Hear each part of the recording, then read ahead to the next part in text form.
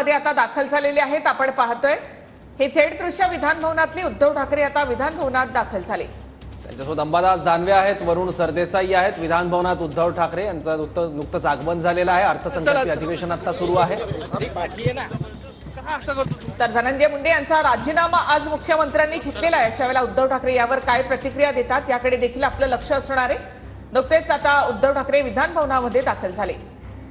त्यांच्यासोबत आदित्य ठाकरे आहेत, त्याचबरोबर नितीन देशमुख आहेत, अंबादास दानवे आहेत, वरुण सरदेसाई आहेत आणि विधान भवनाच्या पायऱ्यांवर आता उद्धव ठाकरे आहेत। याच पायऱ्यांवर काही वेळापूर्वी सत्ताधारी आणि विरोधी पक्षांचं आंदोलन बघायला मिळालेलं होतं। आरोप प्रत्यारोपांच्या फैरी बघायला मिळाल्या होत्या आणि त्या सगळ्या मावळल्यानंतर आता अधिवेशनासाठी उद्धव ठाकरे यांचा विधान भवनात प्रवेश झाला, आगमन झालंय। संकल्पीय अधिवेशनाचा आजचा दुसरा दिवस आणि त्याचबरोबर उद्धव ठाकरे आपल्या आमदारांसोबत विधान भवनात दाखल झाले आहेत।